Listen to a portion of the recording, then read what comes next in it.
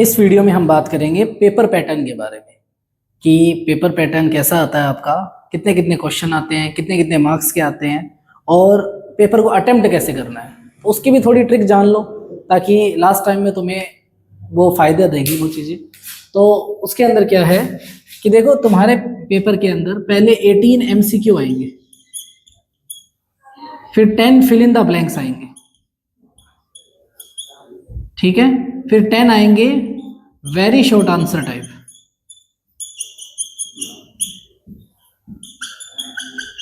Very short answer type, फिर 10 आएंगे short answer type,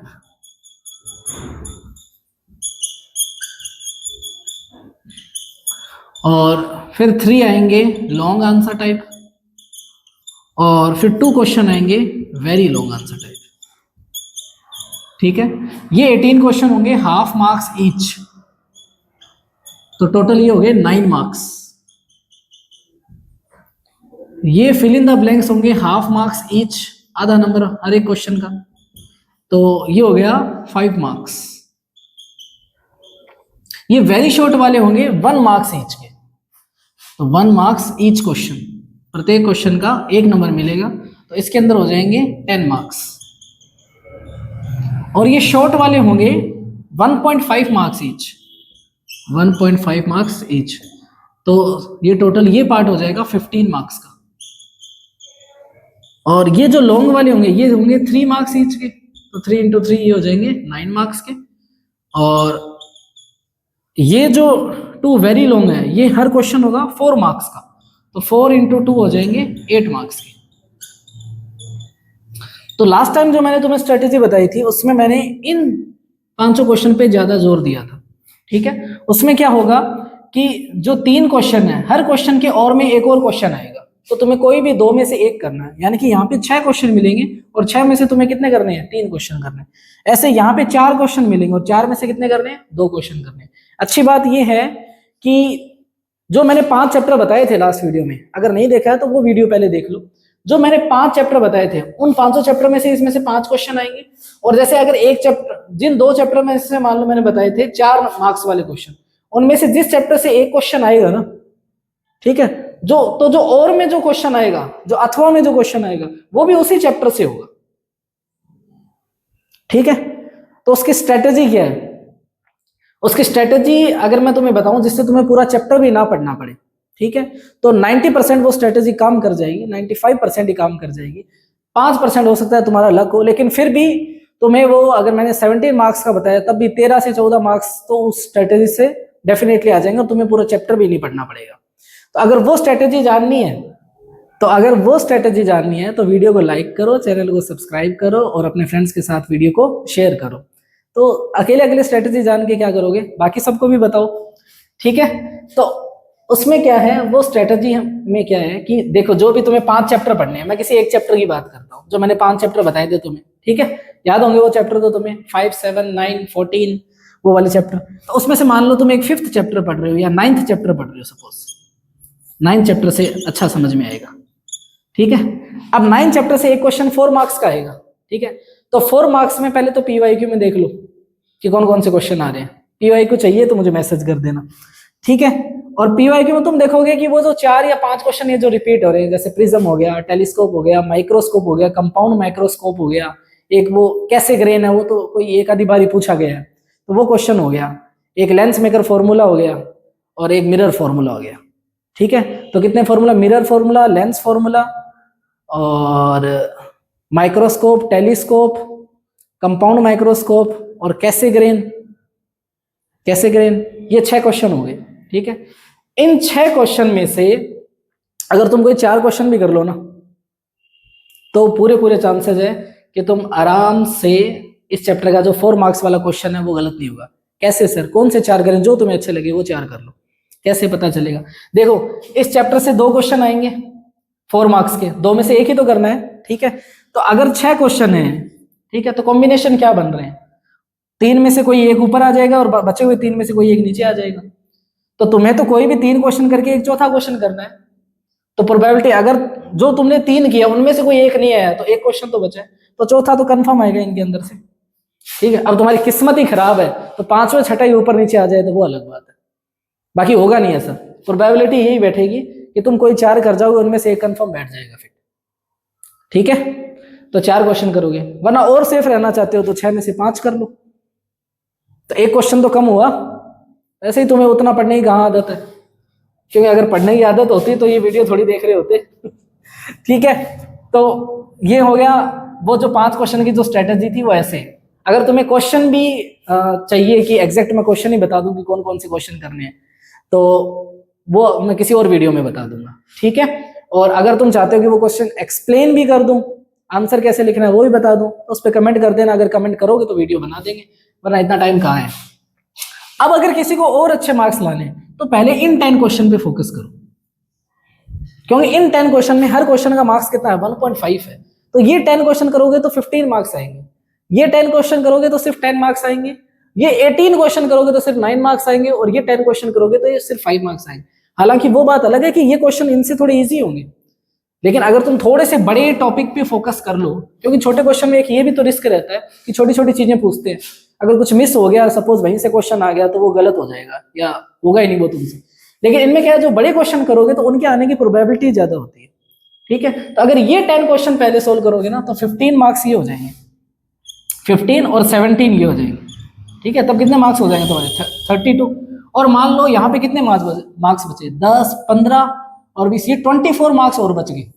24 में से अगर तुम 8 मार्क्स भी ले आते हो तो कितने हो जाएंगे, 40 मार्क्स, और 40 प्लस 14 स्कूल से जाएंगे और 30 प्रैक्टिकल के जाएंगे, तो 4 और ये देखो 84 मार्क्स। इसलिए मैंने कहा था कि हर स्टूडेंट के 80 प्लस तो आराम से आ जाएंगे, थोड़ा सा एफर्ट मारना है, थोड़ी सी स्ट्रेटेजी बनानी।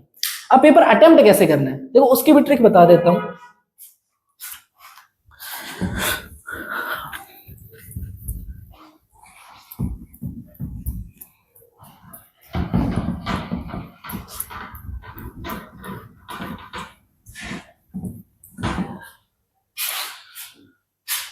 तो ये पेपर अटेम्प्ट करने वाली टेक्निक उन स्टूडेंट्स के ज्यादा काम में आएगी जो थोड़ा स्लो लिखते हैं, तो वो लगभग अपने 5-10 मिनट थोड़े बचा सकते हैं इस टेक्निक से।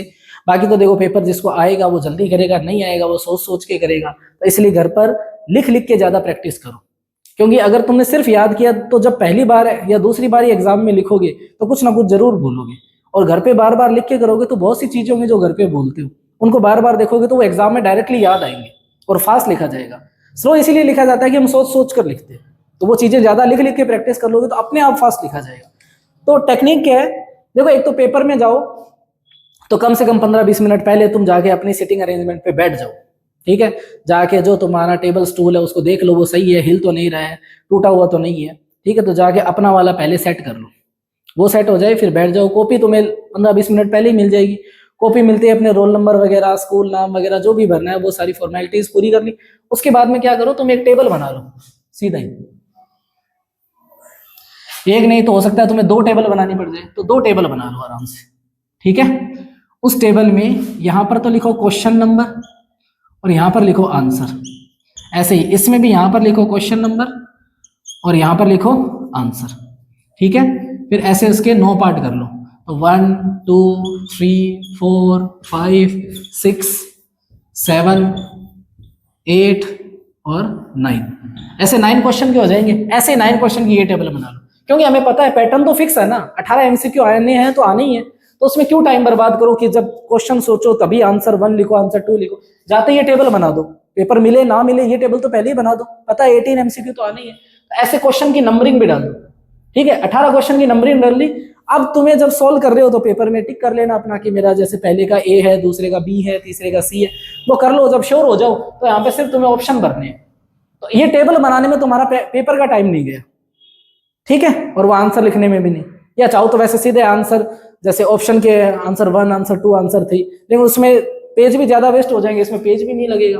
तो तुम्हें अगर ज्यादा आता होगा तो तुम्हारे पास पेज भी तो एक्स्ट्रा होंगे, क्योंकि दूसरी कॉपी तो बोर्ड में मिलती नहीं है। फिर तुम्हें पता है इसके बाद 10 फिल इन द ब्लैंक्स आएंगे, तो सीधे उनके आंसर डाल दो, 1 2 3 4 5 6 7 8 9 10, ऐसे आंसर डाल दो। क्योंकि फिल इन द ब्लैंक के आंसर ज्यादा से ज्यादा 1 और 2 वर्ड के होंगे, कोई फॉर्मूला होगा तो वो भी 1 या 2 लाइन में लिखा जाएगा। तो अगर एक एक लाइन छोड़कर भी ये नंबरिंग डाल दोगे तो ये काम भी कंप्लीट है, सिर्फ आंसर लिखना पड़ेगा। उसके बाद में 10 आएंगे वेरी शॉर्ट आंसर, उनके आंसर भी ज्यादा से ज्यादा कम से कम 1 लाइन में और ज्यादा से ज्यादा 3 या 4 लाइन में, भी अगर कोई डायग्राम बनाना हो गया, कोई ग्राफ बनाना हो गया, तो 3 या 4 लाइन, इससे ज्यादा नहीं।